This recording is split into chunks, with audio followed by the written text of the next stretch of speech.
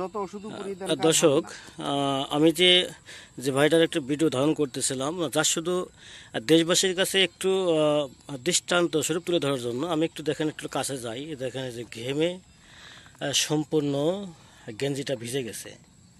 দেখেন ভাইটা, দেখেন, ঠিক আছে, একদম কী অবস্থা। এবং এইগুলোই কিন্তু একদম খাঁটি মানুষ, আর এগুলোর ভিতরে কিন্তু কোনো অহংকার বা কোনো কিছুই নাই।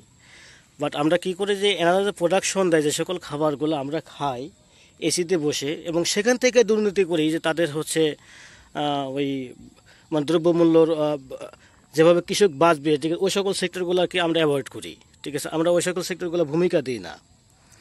বাট এরাই কিন্তু বাংলাদেশে কিন্তু এক নম্বর খাঁটি মানুষ। এটা আমাদের কৃষি নির্ভর দেশ বাংলাদেশ। অবশ্যই ঠিক এদেরকে আমরা স্যালুট জানাই যে ঠিক এরা যদি উৎপাদন না করতো, ঠিক আছে, তাহলে আমরা এসির ভিতরে বসে কখনো এই খাবারগুলো পাইতাম না। হ্যাঁ, এখন হয়তো বলবেন যে হ্যাঁ, দেশের বাইরে থেকে আনবো।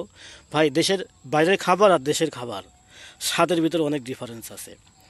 জাস্ট এতটুকু তুলে ধরার জন্যই হচ্ছে ভিডিওটা ধারণ করা। ভাই হচ্ছে আর এখানে একটা করেছে জানলা দিয়ে বিভিন্ন ফসল, ঠিকঠাক মতো সফলতা পাচ্ছে না। যাই হোক, আমরা একটু আর এখানে এসেছিলাম একটু দেখার জন্য এবং একটু ট্রিটমেন্ট দেওয়ার জন্য।